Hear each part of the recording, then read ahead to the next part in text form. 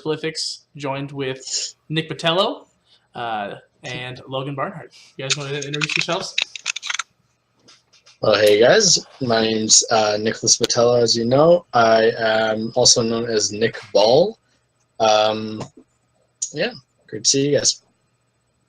Hey guys, I'm Logan Barnhart. I am known as American Man here on Battle.net. Yeah, I may have played some games with you guys before, but I'm excited to kick this off. Let's do this.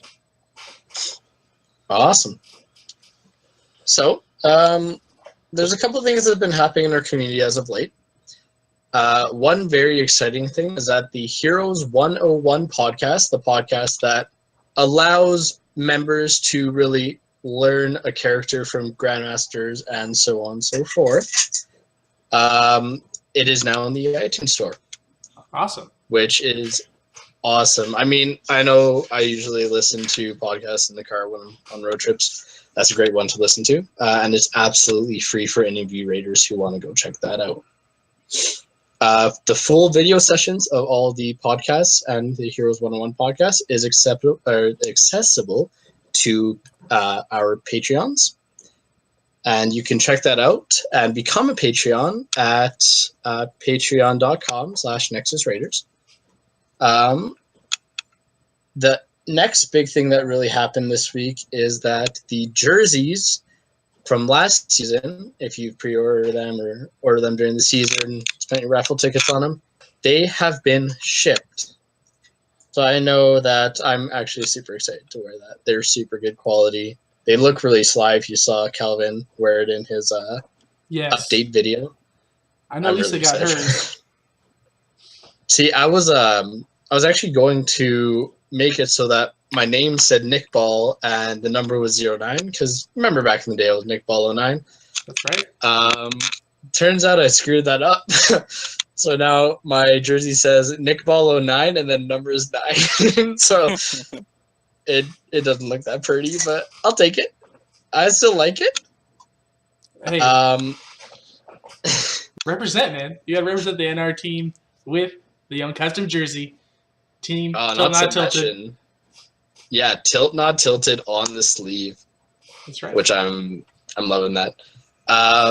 Also, the Hero Trainer series is in development, and it should be launching several episodes within 2 weeks. So make sure to keep an eye out for that.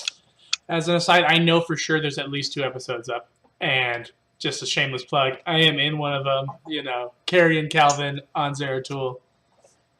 Ooh. So why don't you talk about that whole process of making that episode? What's that whole Heroes Trainer about? Yeah, so Hero Trainer it's pretty interesting concept. It's Calvin's brainchild. That's Commander Chu, one of our fearless leaders here at the Nexus Raiders. And what he's doing is, rather than the kind of more in-depth analysis and commentary you get from the Heroes 101 podcast, he's really kind of breaking it down to nuts and bolts and going over some of the really just beginner aspects of the game. Like literally, I think in the first episode, he shows you how to make a Battle.net account. He's getting to the beginning, and it's kind of interesting to just kind of replay the game and kind of go over things that maybe you take for granted as an experienced player, and just try to bring those to the forefront and explain what you're doing while you're doing them in real time. And that's kind of I can imagine that being a useful and interesting experience for somebody who is maybe just getting into HOTS, or maybe even it's their first MOBA they've ever played.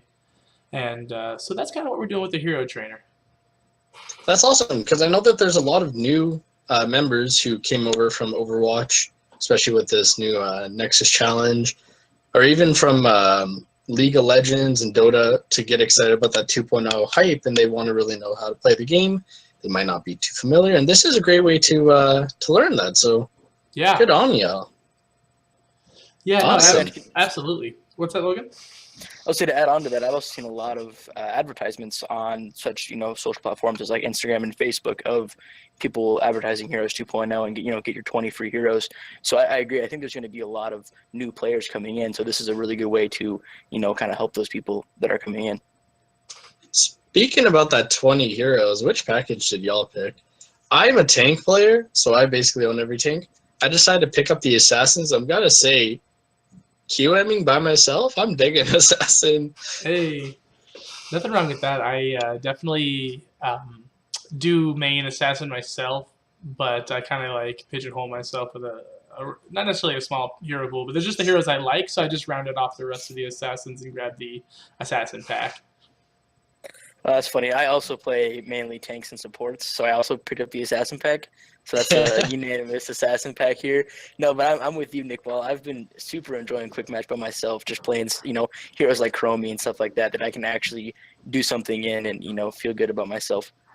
Absolutely. Oh god, speaking of Chromie though, there was a Heroes 101 with United GGK to learn how to play Chromie, so definitely check that one out too. Yeah, I was Shameless actually plug. watching that in real time. I was like playing, WoW or whatever at the time, and just like had Gary in the background in my other monitor over here, just like breaking down the Chromie mechanics, and he was doing that, like he was getting into the nitty gritty of like when you're Chromie and you're anticipating them, but you got to anticipate them anticipating you anticipating them, and so you got to aim over here. And you're like, wow, Gary, you definitely are taking this Chromie to the next level. I'm just throwing out skill shots, It's like Grandmaster play, man. Yeah, exactly, and that's the idea, right? That's Heroes 101. That's what we're shooting for. So, yeah. For sure. And I also mentioned how they use the raffle tickets to buy the jerseys. Don't forget that by playing these weekly events that we'll also talk about in a bit, and you've been watching, we've actually last one was what now? It was ARAM, Lords of ARAM. Right. By participating in it, by watching it, by casting it, you get points, Nexus Raider points, that you can use in purchasing raffle tickets through nexusraider.com. And by doing this, you're able to participate in our monthly raffle. This month will be 3 Never Game Alone gamepads, which Never Game Alone is obviously the Nexus Raider slogan. And have you seen them? They're really nice. I don't have one like to touch, but what I've seen, because I have seen them, they do look pretty sharp, and it's pretty much like, what are you going to be doing on a Saturday evening if you're not going out? You're probably going to be playing HOTS because it's awesome, and why not get free stuff for playing HOTS, or the chance to get it.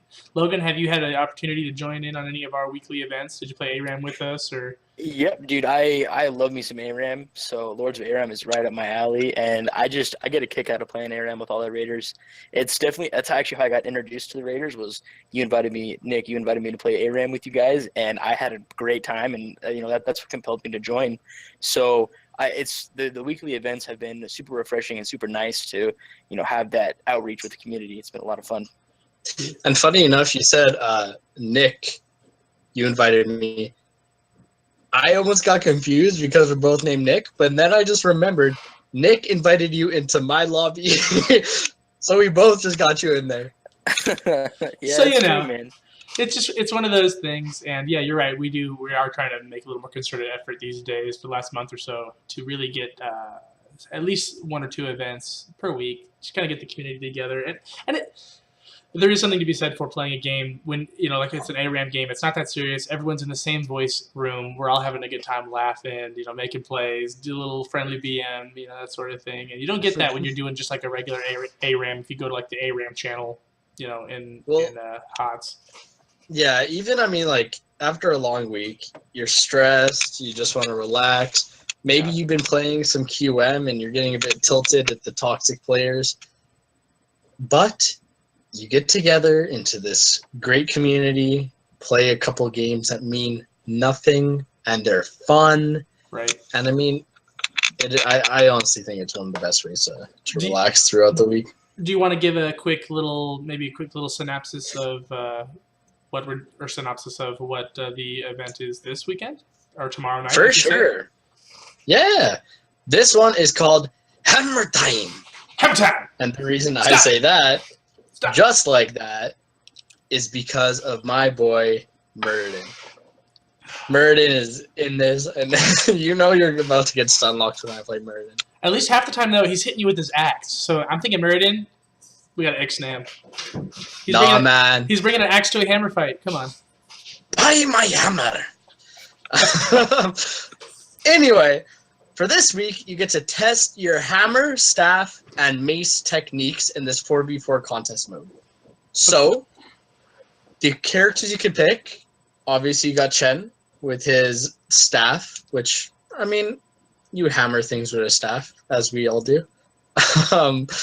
Falstad's Hammer, Gaul, Ragnaros, Thrall, Cho, Johanna, Leoric, Murden, Kerazim, Uther, and even Murky.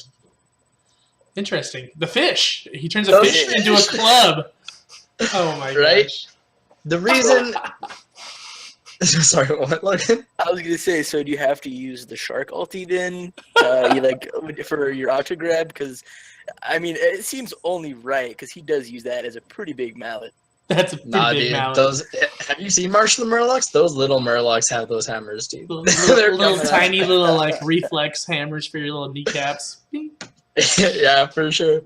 But anyway, continuing on with the game mode. The reason it's called Hammer Time is not specifically for hammers, but it is for blunt weapons. And so these characters obviously have blunt weapons with their blunt fish, blunt staffs. So as an Maces. aside, you're saying that Sergeant Hammer not allowed at Hammer Time. Dude, you know, Not when allowed, you said yeah. Hammer Time, I was picturing 5v5 Sergeant Hammer. I was like, that's gonna be awful. Oh, dude, don't even. The longest Anytime you have a games. 5v5 of any character, it scares me. Have you seen this brawl? It's the 5v5 Nova. Yeah, the dude, Ghost Protocol? it's pretty bad. Oh, Or they yeah. had the 5v5 Valera as well. That was pretty bad. Oh my Yeah, god. it scares me. It's rough enough But- when there's one Nova in a game. Oh god, I know. Bring the. I don't even know how they got that together. Like, what should our brawl be? Why don't we use the worst character and give it to everyone? All right, let's do it. Yeah. Like, come on. There was a Nova Brawl, but I feel like snipes for one-shot kills. Is that right? In the last Nova, It's like, this one too. I think it might be a Oh. repeat, actually, to be fair honest. enough. But throughout this game mode, the way to win is the first team to destroy a fort wins. So Oh. these games will be going by pretty quickly, and they should be fun. Yeah, that sounds fun. Just blunt objects, hands, staffs, maces. Johanna, I'm assuming, is involved. And Johanna, yeah. that's fun. So that should be a good time, and that'll be starting tomorrow at 6? 6 p.m. Pacific. 6 p.m. Pacific. That'll be 9 o'clock So Eastern. to get in, do people just join in on the Nexus Raiders channel and say they want in, or? Yeah, for Exactly. sure. So at 6 p.m. Pacific, there will be a couple of our staff members kind of hosting lobbies. There you go. And we will post it in the chat. Again, it is 4v4. So if you really, really want to play that time, or you only have time for a couple games, and the one lobby is full, we will have another lobby going and another one after that. But if you don't mind just chilling around, talking in the group, and watching this mayhem happen, you can observe, and you will also obtain reward points for observing. But the way to make sure that you get in is to go onto HOTS and join our /Nexus Raiders chat, and throughout there you'll be able to join our lobbies. Awesome. So that's the weekly event then. That's this week. Yes, it is. And just show up, get your points. Don't forget to sign up for the raffles. We got all month, all the month of May. I'm hoping to get those. I'm hoping to get one of those mouse pads. Mine's getting a little janky. Yeah. And it's time for an upgrade. You know what? To be honest, you can't see it. It's really sad. I have a bar stool right next to me with no mouse pad on and just my mouse, and that is what I use to play. I That's need a dedicated gamer right there. You're making it work, Right. man. I need a mouse pad, so I'll be definitely buying some raffle tickets. But do you know what a really good way to buy a raffle ticket is without actually using any of your points? No, tell me. By going to facebook.com/nexusraiders/reviews and leaving a review of how your experience has been with the community, you will get a free raffle ticket for doing that, and you'll be able to use it to get this gamepad or save it and use it in another monthly raffle.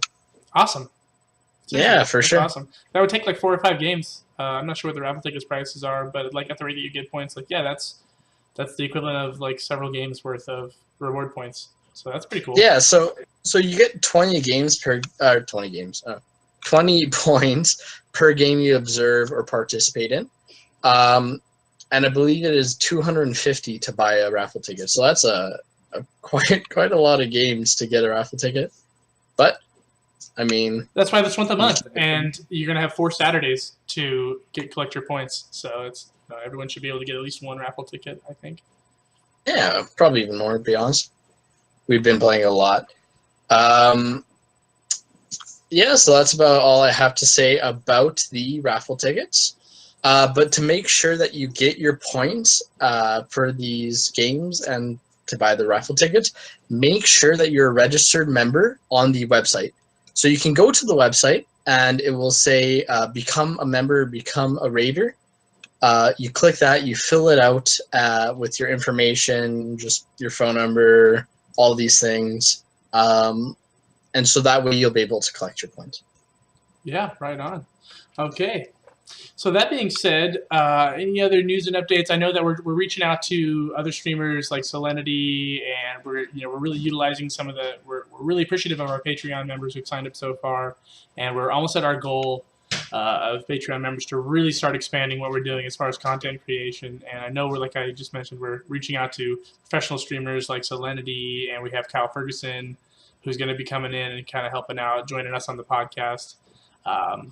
So it's really pretty exciting as far as what things we're doing moving forward. Obviously, the Nexus or the Heroes 101 being on iTunes and really expanding. So, is that, other than that, is there any sort of, I guess, news or updates we got to keep people posted on?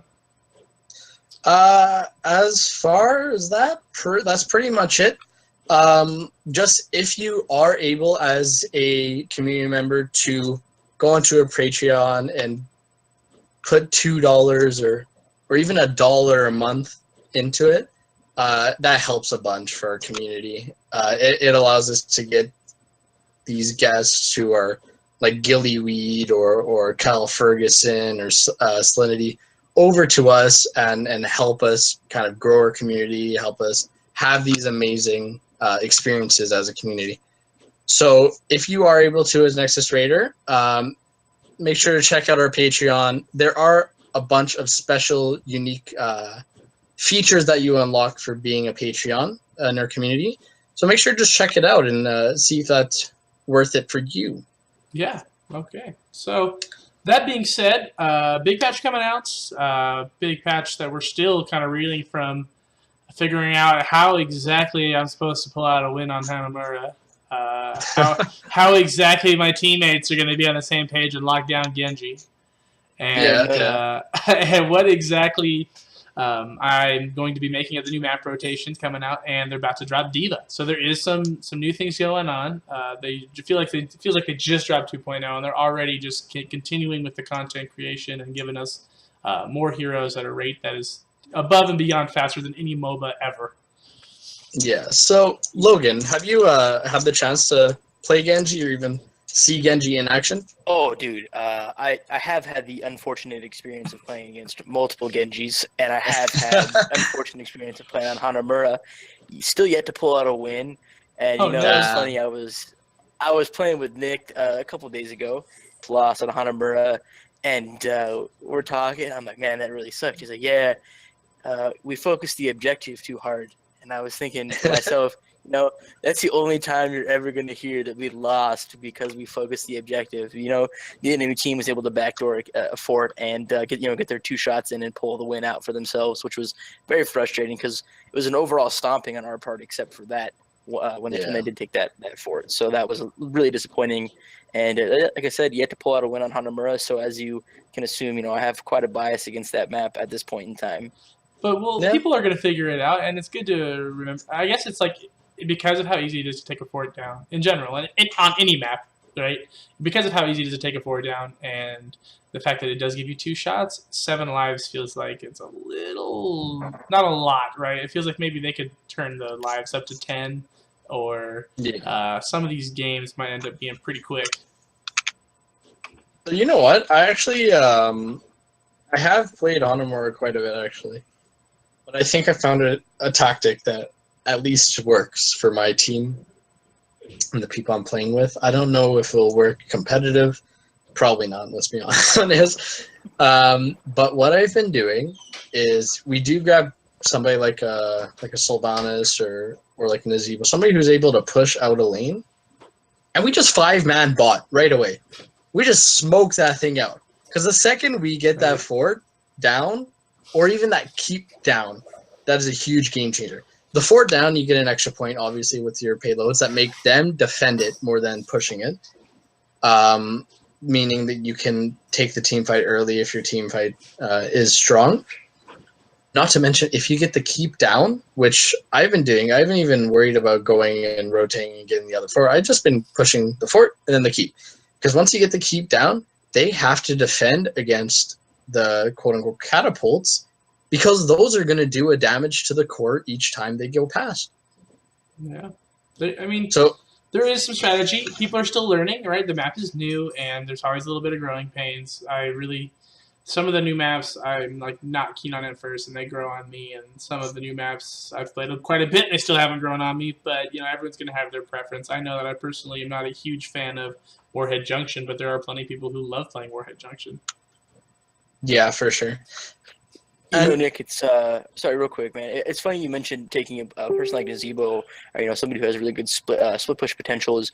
I've actually been seeing a lot of split push Samuro out of all things, which I thought was really interesting. Yeah, the other day it was funny. I was playing on Towers of Doom, and we had like 3 or 4. We had 4 people mid, and I look, and our Samuro is top lane pushing up there, and then their Samuro was solo bot lane pushing down there, and it was So it was just I thought it was rather amusing when I saw it. I was like, that's pretty funny.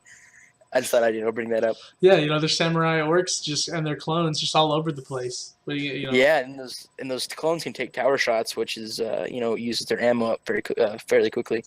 Right. And I mean, you were saying that you had the unfortunate experience against playing by playing against a Genji.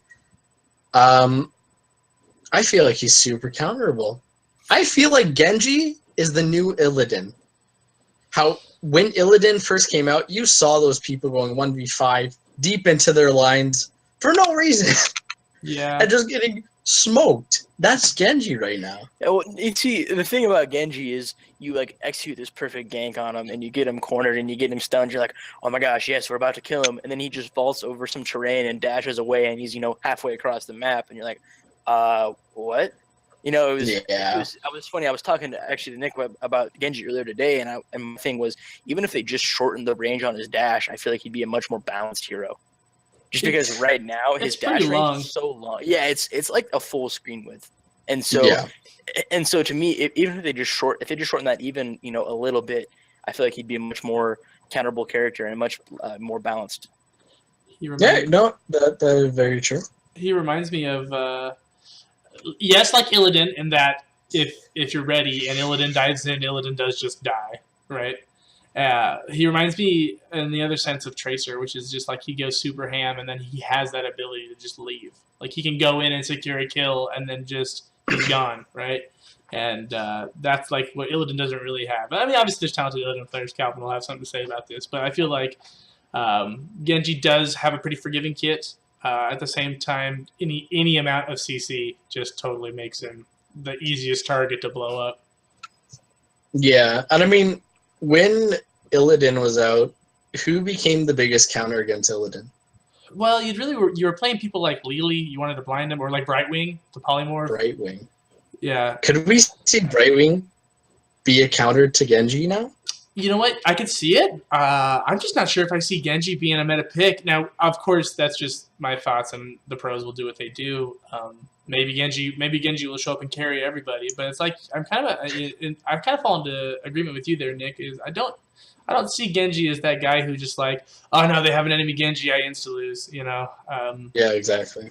I'm not super intimidated by him, but his elusiveness, like Tracer. Well, I remember when Tracer first came out, feeling like she was very hard to kill, and so I do get that sense too. Is that you really got to be in coordination and give the community a chance to kind of like get used to playing against Genji, and he might see his win rate go down a little bit.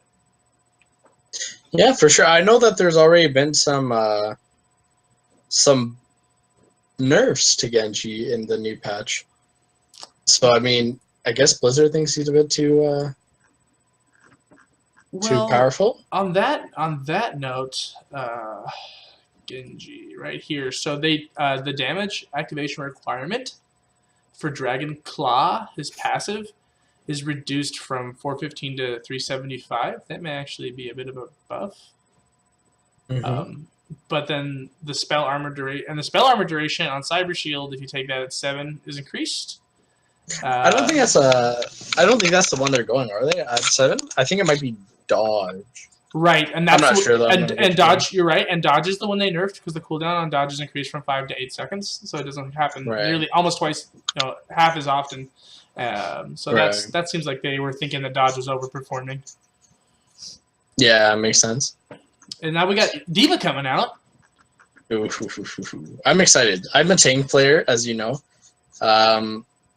She looks fun. I'm not gonna lie. She like we said last podcast, she will have that Tychus old Odin kind of feel where she has her mech mode and her pilot mode, where she has the 2 life bars. Have you seen her spotlight? I did watch the spotlight. She looks like she's gonna be pretty fun. How about Logan? Have you seen it? No, I actually have not seen it, but I have looked over her patch notes, and I've noticed a couple of things that I thought looked a little obnoxious, but I mean, that's just me. I noticed that her mech is worth 50% of her experience, and that her actual death when she's just her pilot is also worth 50% of her experience, and that's kind of like almost reminds me of Murky in the sense that it's only going to be worth 0.5 of a kill, or like more like a Misha and a Rexar kind of thing. Right.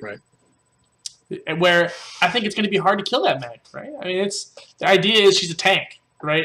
I don't know. I'm a little surprised that the suicide, with the E, that's not an alt, right? In self-destruct, right? Self-destruct is her alt in Overwatch, so they're, I guess, expecting her to be throwing out that mech in the self-destruct like multiple times a game. Otherwise, your E is on whatever. Obviously we'll have to get some game time with her, but depending on how fast she gets her mech back up, like that means your E could be on a longer cooldown than potentially your alt. It seems like a really powerful early game ability, especially if you're in somewhere like Infernal Shrines where they're clumped into an area and you self-destruct and they have no mobility to get out, they're screwed. But 4 seconds is a long time, right? It's like longer even than the Explodium charge, right? Or maybe it's like the same, but about the same. What's Murky's pufferfish? Yeah, maybe even a little faster. And it's so easy to just step out a Murky's pufferfish or an Explodium charge. So I'm assuming the range is going to be similar to Overwatch, where the farther away you are from the explosion, the less damage it does. But yeah, you're right. If she does land a good one, or maybe activate the self-destruct in a bush, like a party bush, as the enemy team shows up and she catches them off guard, you might see some big diva plays. Yeah, for sure. Logan, I do want you to check out that spotlight when you get the chance, because I used to think that Tracer was the cutest character in the game. But now with Bunny Hop, I think that Diva might be the cutest thing in the world. That Bunny Hop ability is the cutest looking alt in the world. It doesn't look that intimidating, but the potential, oh my gosh, it becomes unstoppable and stomps for 4 seconds. Not to mention slows enemies by 40%. That is a huge slow. But and you be unstoppable every 0.5 seconds for 4 seconds, right? So that's 8 times in 4 seconds. You cleanse yourself. Right. What? Did you give that to the tank? Are you kidding me? Meanwhile, she's slowing everyone around her. There's no way to stop her. And the thing is, exactly, because if you get hit once, you're slowed for 40%, and by that time, she's stomping again, slowing you down even, So if she hits you once, you're pretty much trapped in her slow. Yeah, the potential for Bunny Hop to just literally just hard carry games. It's almost like I don't know. I want to say it's like Mosh Pit, but obviously it's not hard CC. But it's just the idea. Right. It's the idea that you can't stop it, and it lasts for 4 seconds, and that's slow, like you mentioned. That's going to be big, and I think a lot of it's going to depend on the radius. How big is the AOE of that Bunny Hop? Right. Do you think it's going to end up being the more picked alt than Big Shot? Because Big Shot does allow the pilot Diva to have a huge burst damage line shot. I think it's all situational as far as the team comp that you're running. Because, like Nick was saying, it's not hard CC, but if you don't have someone like an ETC who can, provide that hard CC if he does go Mosh Pit, I think Bunny Hop's going to be the better option. And if you have a more bursty team, that slow is going to be big for people, helping people land their skill shots. Yeah. And So I think it's going to be situational for the team comp that you run, but in solo queue, I could definitely see Big Shot being chosen more than Bunny Hop, just because that that does give you the option to kind of do some more stuff, and then rather just set up try to set up plays for your team and have them do nothing. Bring your mech back faster, right? It actually reduces the cooldown by 8 seconds for each enemy hero hit. So if you get a good shot, and I'm not sure what the cooldown is going to be on E. It does say 45 seconds. Okay. So call new mech and enter mech mode. 45-second cooldown. On the and it says each basic attack lowers the cooldown by half a second. So you do have the potential to lower that cooldown even furthermore if you do choose Big Shot. Yeah, it's kind of it's almost like a Tracer kind of gameplay where your basic attacks count towards a huge outcome. Where in Tracer it's the ult, but in Diva it's calling her big tanky body. Yeah, and Overwatch players will be like, but I feel that's Diva. Yeah, I feel like Diva. Oh, Nick just cut out on us. Yeah, Nick did just cut out on us. Oh, my bad. The but I feel like Diva is a tank that we have needed. She gives an insane amount of damage mitigation. She's kind of like how ETC was able to give. Is now able to give block to everybody, is able to give armor to everybody. This just takes it to the extreme. With that defense matrix, significantly reducing damage dealt by enemy heroes. I'm talking 75%. Yeah, that's like more than Trick Ray. Insane. Oh yeah, that is an insane amount. And Not to mention, and you can move. Yeah, it can move. It's insane, and it also lasts for 3 seconds. So I feel like that's insane. To be able to just cut down an enemy's team, auto attackers will be destroyed by that. Melee attackers will be destroyed by that. It's amazing. I honestly think that is a great ability. Yeah, that'll be fun to see the play potential on that. I think another just thought to me in maybe not her kit being the same, but maybe in the same way you'll see Diva played, and by that I mean just super aggressive, because she knows if she dies, right, she's just gonna hop out of her mech and then run away and try to get back her charge. I think you're gonna see her play a lot like Lyric. You know how people know the Lyric kit, hey, I can go be aggro if I die, not a big deal. That's my passive. If I never die in the game, what's the point of even having my passive? So they're gonna be super aggro. I think you're gonna see similar plays with Diva where. And it can be frustrating if they have an ETC. Obviously, that ETC is going to sit and wait on his power slide if it's not a good time to go in. You know what I mean? Because he'll need that to escape. Whereas the Diva or the Lyric are just I don't care. I'm going in and I'm burning all my cooldowns and I'm getting in your face and I'm forcing the fight, because even if you essentially, like Logan was saying, he compared her to Murky in that regard, right? Even if you kill my mech, you'll have had to burn all your cooldowns, all your burst damage to get through this tank's HP bar and defense matrix. And then, by the way, you only get 50% of the experience reward for killing my tank, and then I'm gonna run away. And now my team's able to engage on you guys because all your spells are on cooldown. One of the things that I'm interested to see is the ejection, because it does say that when her mech is destroyed, she's ejected. So I wonder how far that ejection is. True, because that could be a big part into her being able to get away and then eventually call her mech and live. And only get that 50% EXP. I mean, that's the only mobility she has outside of her mech, right? So the eject is her only chance to get out of that, unless. Full Overwatch team, get that Lucio on there. Gotta do it, man. You gotta do the full Overwatch team. I like it. Switching gears a little bit, how much do you guys think we're gonna see the new resurgence of the overlord of the Daldarim, Alarak, showing up big? Apparently, Blizzard said that they did not like the fact that Alarak had fallen out of the meta more or less. I remember he was in a big way going back a season or so. And I remember Rich played him, and I was like, "Oh, everyone's gotta play Alarak," and Alarak was played all the time. What a strong solo laner, and who could blame him, right? And then he kind of fell off for whatever reason, and now they're like, "We're just gonna mega buff him and see what happens." The funny thing is it wasn't even when after he fell out of the meta, it wasn't like he was bad, and you'd see the occasional Alarak player who was just god tier, Yes. as Alarak and would do a ton of damage and would top the leaderboards. That's Alarak MVP for sure. And he'd pop up on the MVP screen every time you played with him. I felt like, and so in the wise words of my friend who does play Alarak, the strong get stronger. And so I am interested to see what's going to happen with him. And he's, like you said, we're probably going to see a very, very large resurgence of people who are used to play him, who have never played him, and I think want to pick up a new hero. So it's going to be interesting, that's for sure. Well, to me, Alarak is almost like Kerrigan, to be honest. He relies a lot on his combo, The just thing like about Kerrigan Alarak, does. the thing about Alarak to me is he also has a lot of poke with his lightning. Yeah, no, that's true. Whereas Kerrigan, like if you miss a single move in her combo, you're like, well, there goes all my damage. And Alarak, and I understand where you're coming from with Alarak's combo. He does rely extremely heavily, especially on his silence. That's a very big ability for him. And so I understand where you're coming from, but also I feel like Alarak has a lot more poke than Kerrigan does.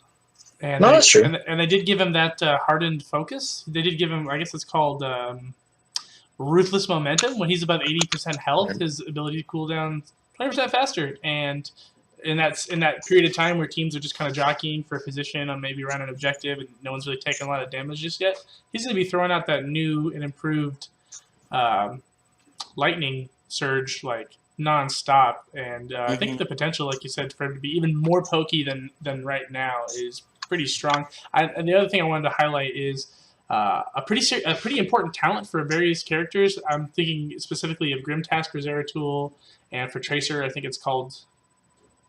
No, for Greymane it's Wisdom to Duelist, and for Tracer it's called maybe like Combat Proficiency or something like that. But they're essentially making a baseline, like a pretty big talent for other heroes is now the baseline trait for Alarak, which is that every time he gets a kill, he gains 3% of his sadism. So he gets a permanent increase in damage per takedown, stacking up to 30%, which is a pretty big deal considering he doesn't have to take that as a talent.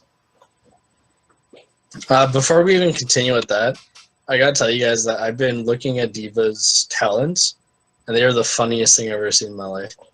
I'm gonna pick things that are just gaming related and just go with that. She has talent 1. I'm gonna go with pro moves because I'm a pro, no biggie. Talent 4, I'm gonna get Bring It On just because that cheer movie, Bring It On, no biggie. Nuclear Option, Expensive Plating, GGWP. Wow. You're gonna win if you take GGWP. At least they're creative with the names, right? Yeah, well, at least they weren't BM. At least it wasn't just GG. Oh, I know. But level 20 has to be my favorite one, and it's called Pew Pew Pew. Pew pew pew. Well, then you gotta rock that Tracer spray that says Pew Pew Pew on it as well. Hey, yeah, you're right. You're right. I definitely enjoyed Murky's level 20 talent. Was it Big Tuna Kahuna? I enjoyed that. I enjoyed that when they came out with that one. That's for sure. Blizzard definitely does have a lot of creativity about them.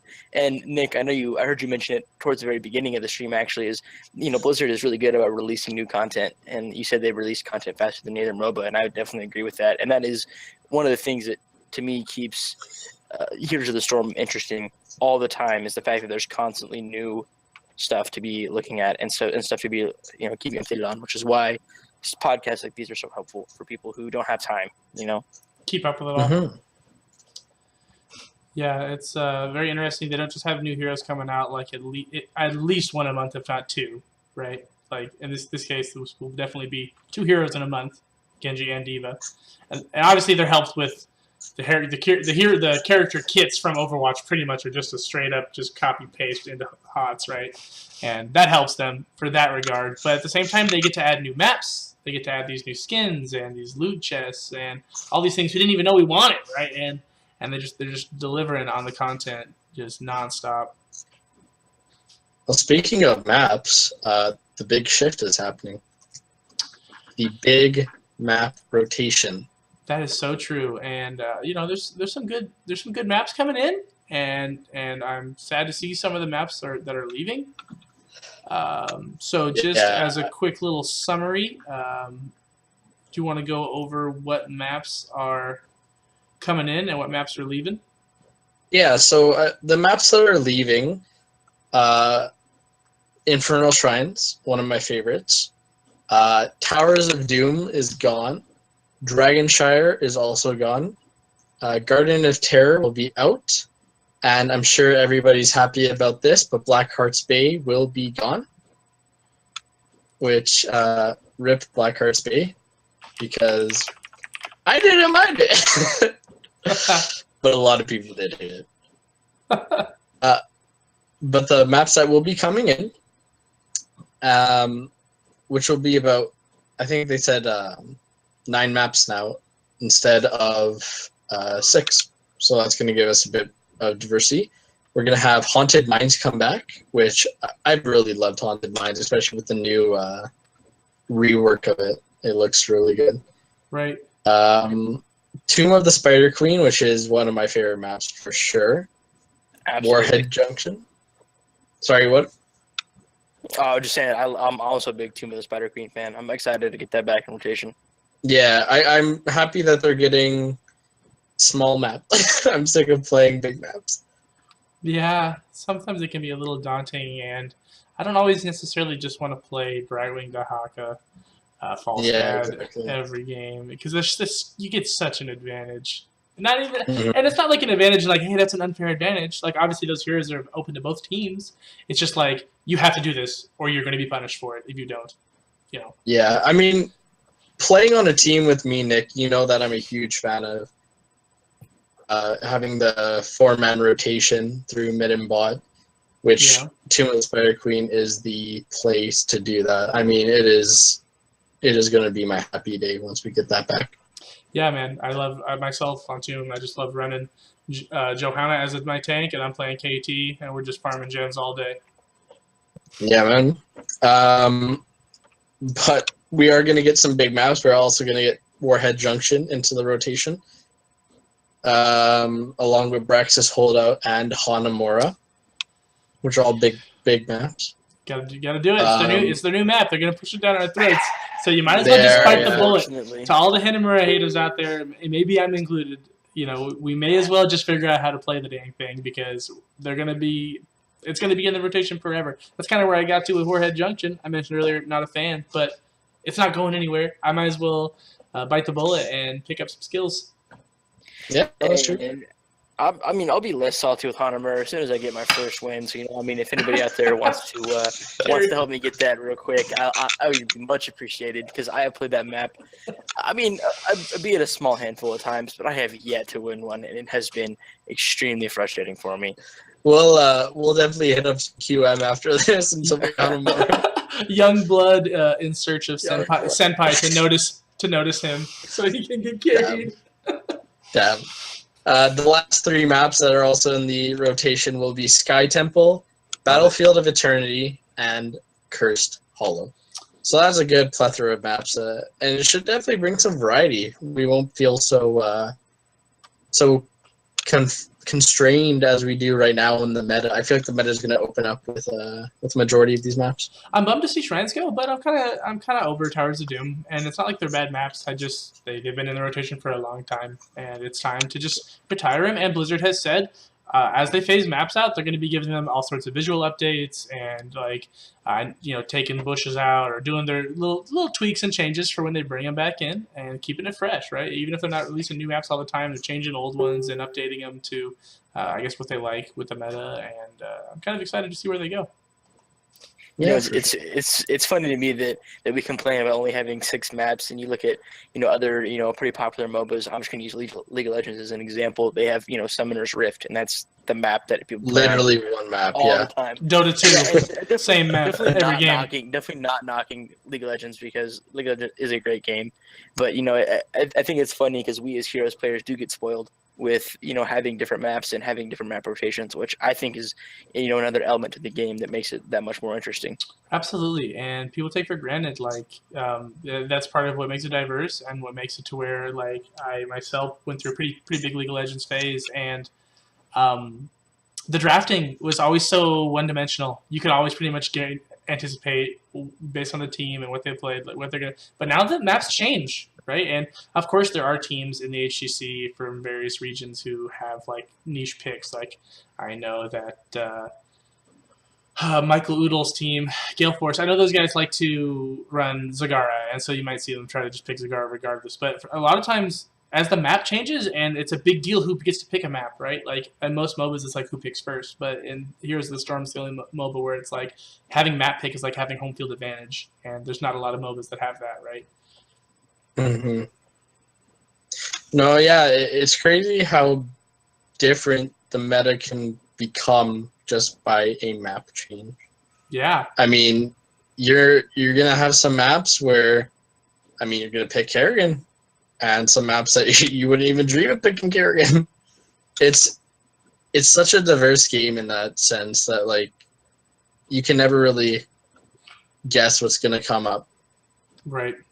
No, you're right, and I like that. Logan brought up a great point. You know, we complain and nitpick maps, but it's part of what makes the game, gives it a little bit of replayability, is you're not playing the same maps with the same heroes every time. You know, you're not just like, hey, I'm an ADC main, I get a good pick, I'm gonna go ahead and take Vayne, and we're just gonna go bot lane every single game for game after game after game, and it's fun that every game's different. Even if it is the same map, you know, every game's different in a good way. Yeah, for sure. Except Hanamura. That one's excluded from that. Come on, give it a chance. Hey, I warned people of my bias. That's true. He did. We did warn of the bias. I guess as any final comments, concerns, we're approaching about 50 minutes here. Thanks everyone for their time. Appreciate you tuning in. But I just we have a couple of last minute topics.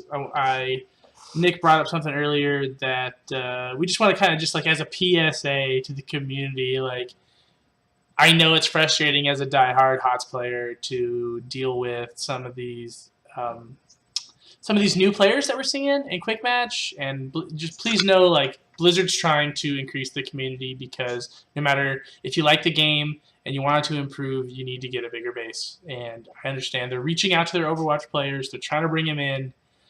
They did the same thing with World of Warcraft not long ago, and you got them out in WoW for coming in and playing some HOTS games. They're staying within the Battle.net community, but it has been frustrating. So it's just important to know that like it's good for the community as a whole that when someone's not maybe performing as well as you'd like him to, that we just stay positive out there, and maybe even reach out and remember that no one likes to game alone. Maybe even just reach out to those people and say, hey man, like, you know, maybe that wasn't the best showing for you, but like I'm playing with some friends and want you to join in on our side, and we'll give you an idea about like what we're doing with the strategy for the next game, and you know we're gonna try to just kind of like, it's hard to fight the toxicity that's going on in the community right now. As a trend, there seems to be a trend of toxicity in the entire community as a whole, and I'm in a couple of different Heroes of the Storm groups on Facebook. I obviously play with a lot of people, and a lot of people seem to be frustrated with this influx of new players. So we just got to remember that we got to put our best foot forward as a community if we want to grow. Yeah, I'll mention something really quick. Toxicity is the downfall of any game. Obviously, as a MOBA, HOTS can get extremely toxic, and there are going to be people out there that you just you queue up with, or people that you meet and start to play with, but they become toxic, and they start to say things that one is obviously not that great, or put somebody down, or I've met people who've face tank a tower and then blame it on everybody else on the team. But the truth of the matter is, toxicity in this game is only going to bring tilt. You fight back, it is going to become an all-out war, and somebody's getting frustrated with the team and either rage quit or say something. And we just want to remember that the Nexus Raiders is a community, prides ourselves on how non-toxic we are. It's true. We are a community who I've played with almost all of our members, and I've rarely had a toxic experience with them. We're all about learning. We're all about having fun, and we want to make sure that we keep our community positive. We don't want to be like a bunch of other communities that I've seen throughout Facebook, throughout Reddit, who just complain and tilt and become toxic. And so let's just remember to keep a positive mindset and to keep our community in a happy, friendly, friend, I don't know, family kind of zone. So good on everybody who's doing that, and I'm very proud of our community for that. I just want to say that even if you're not in a full party of friends, even just playing with one person, one raider that you've maybe not played with before and you're talking to them, through voice communication, it does help. And I've had times where I've been playing with a friend, and we do get a bad game, and I do get angry with people that I've played with. But like Nick said, I don't flame people, and that's because that's what I'm used to with playing from the Raiders, and I feel like it definitely helps because people do make mistakes, only human. So it's helpful to play with someone that you can actually talk to, and because you can voice your concern with them rather than taking it out on some random person that may discourage them from trying and trying to get better, so that way they don't make those same mistakes. And I agree, the toxicity in this community has been pretty stout as of late. And I feel like if people just kind of gave it some time, I think it'll blow over, because you'll see people who decide they don't like the game or they're not very good, they'll kind of quit. And people who, want to get better at the game, they'll get better, and they'll stop making the same mistakes if you don't just sit there and flame them the entire time. Yeah, that is like solid advice, as solid as it really can get, to be sure.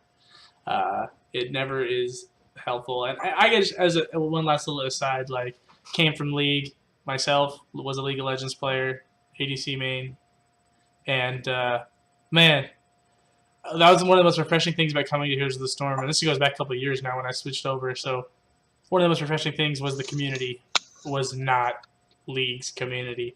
And I guess one of the reasons why I'm even doing this, it's like that's why I even like have the motivation, and I feel like with this PSA is an important thing here, is just remember, everyone, like, we don't want to be League's community. That's like one of our strongest selling points. Like the fact that this, and so it hurts me on the inside to see it happen. And I myself have been certainly known, and my cousin Logan here can attest to it, to be the tilt salt lord. And I think that's part of me, is shedding the League of Legends mentality, and I've made so many strides in the right directions towards being a positive gamer, simply because of the Nexus Raiders, and just knowing, like, I'm surrounded by people who are trying to stay positive, right?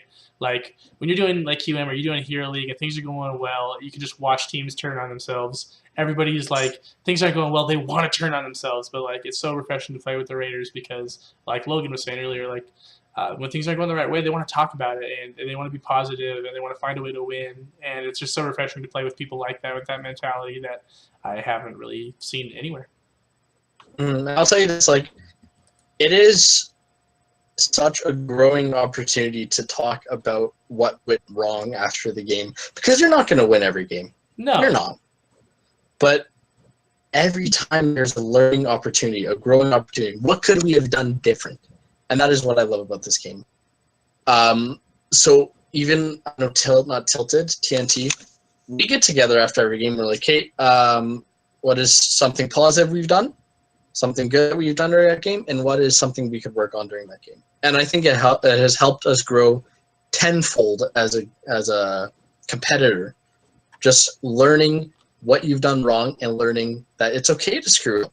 We do it, but we have to learn from it. Right. And I know even by playing Hero League, you can get tilted and you can call somebody this and that and blame people, and your team just, they fall apart. It's such an emotional game, Hot, that you have to stay emotionally invested. By me just like, hey man, it's okay, we're still in this, let's do this, and rallying the team together. Right. And so much. There's two things about HOTS that really separates it. Yes, there is rubber banding, Yes, undeniable. There is rubber banding in that they don't want a team with the lead to just run away with it every game. They want to make it easy for you to come back. The second thing is, unlike games like we keep bringing up League of Legends, but you can say the same thing about Dota or other MOBAs. It's not like one bad player on your team feeds one good player on their team, and then that player just dominates. Like, the entire game is a team fight. The entire game requires team synergy. The entire game requires like the whole team to be on the same page. And it's not like, when you get to the late game, obviously it's one thing, but like if you look at a game over the course of like the entirety of a game, one player is not usually going to ever throw it. It's going to be whether the team was able to rally and work together or not. And I like that about it, where it's so easy in other games to go, oh, well, that guy fed top, and then Shivani just came down tanky as heck in 10 minutes, and just there's no chance for us to win. Like it's actually some people would use that rubber banding as criticism, but in my mind it means that you have to work well as a team for the whole game. You can't like do really well in the early game and then fall apart in the mid game and keep your lead. Like you have to stay consistent, stay communicating, and it's pretty hard to do that when you're flaming each other. That's all I gotta say. Yep. So Sure. last segment at 55 minutes. One quick little last segment here is we're going to take a second and say we all love Heroes of the Storm, but I love Heroes of the Storm, but I recently bought Dawn of War 3 when it released, and I've been having a hell of a time. I'm a little bit of an RTS junkie in my spare time and a huge nerd for the 40k lore and universe, and I have been loving Dawn of War 3, and I would encourage anyone who likes real-time strategy games and are interested in that grimdark science fiction that is the 40k universe to check that out. So how about you, Logan? Any games that you've been playing lately that have been catching your attention? Yeah, recently I've just been playing a lot of World of Warcraft. It's one of those games that I've played on and off through, multiple years. And I don't know what it is, but with this expansion, and I'm currently playing Protection Paladin, I've just been having an absolute ball. And I've been really enjoying. This is probably the most fun I've ever had playing World of Warcraft, which is something to be said, because some of these expansions have provided content that hasn't been too good. But there's just something about Legion and what they've done with all the PvE characteristics, which is what I personally enjoy, that I've just been having an absolute ball. And I've been doing tons of raiding and tons of Mythic Pluses. And if you guys do play World of Warcraft and you guys do want to hit him up for a carry. I've definitely hit him up for a carry. Like I said, I'm a Protection Paladin, so I'm a tank. Item level 903. Just toss a line my way, and I'll be happy to do a raid with you or do a couple dungeons with you. Absolutely. Tanks, get behind us. Level 90 Elite Tauren Chieftain. I know what you're talking about. Okay. That guy knows what he's talking about. Yeah, absolutely, man. Level cap's 110. But whatever. Damn, dude. No, it increased. Yeah. The cap was Nick, man, you got to renew that subscription. You get a free 100, man. Come on. We could always roll heels, bro. Play the trial. Roll heels, bro. Come on. Yeah, all right. So, Nick, what have you been playing lately? You know what? Lately, I've been playing The Witcher 3. I know it's a bit of an older game, but as of today, I have 176 hours played, and that has probably come within the last 2 months. Wow. I bought it a while ago. Right now, it's available on Steam for about, I believe, $60 for the whole package. That comes with DLC and everything. So it's a pretty good price for the amount of content you get. It's amazing. The story is amazing. The look of the game, the openness of the world, and I mean, I actually just got Breath of the Wild for Switch for my birthday, so I will definitely be checking that out, since I am a huge fan of these sandbox open world games. Yeah, Witcher got Game of the Year resoundingly, from what I understand. Over Fallout 4, yeah, I'm still a little bitter about that. I got it over Fallout 4. I was going to say, it's not like it wasn't competition. There were some good games that came out that year, so check out Witcher 3. And Nick, it's funny you mentioned Witcher 3. My buddy actually just picked up the Game of the Year edition. He said he picked it up on like Wednesday or something. He said he's been playing the heck out of it, and he's like, "Yeah, dude, I'm worried though." I was like, "About what?" He's like, "I'm just worried I'm gonna get too addicted to this game and invest too much time." And you were like, yeah, I have 176 hours over the past 2 months. And I was like, Oh, my God. friend. It's crazy. Like, it still has overwhelmingly positive reviews on Steam. And yeah, Which is saying for like something. 60, yeah. For if there's 60 ever bucks, if there was ever a community of Affinity critics, it's the Steam review system. oh my god, I know. But for $60 you get the game plus 2 sets of DLC, which is an amazing amount of content. Because I'm 176 hours in, and I'm still nowhere near beating the story. Like, Oh, it yeah. is such a good game. Well, yeah. Well, you have it, folks. That is, I believe I have this marked as the 5th official Nexus Raiders Community Podcast. Thank you for joining us, Logan. That's awesome, American Absolutely. Man. Look for us in the Nexus, gentlemen and ladies, who may be watching this podcast. And I know we're a little bit late tonight, but like not next Friday, but 2 weeks from now, every other Friday, we're trying to run this podcast. So if you set some time aside, join us in the chat, and we'll try to respond to any questions, comments, concerns you may have in real time, and help get the community kind of a part of this. So yeah, that's all we have for today. Also, don't forget to join us tomorrow at 6 p.m. Pacific for Hammer Time Weekly event and get those points in so you can be in this month's draft for the game mouse pads. Yeah, just check us out, nexusraiders.com, nexus-raiders.com, Nexus Raiders on Facebook, Nexus Raiders on Twitch Messenger, Nexus Raiders on Instagram. Nexus Raiders, we're out here, boys. We in the streets. We selling mixtapes from our trunk, guys. Come on, Nexus Raiders. Come on, get on the team.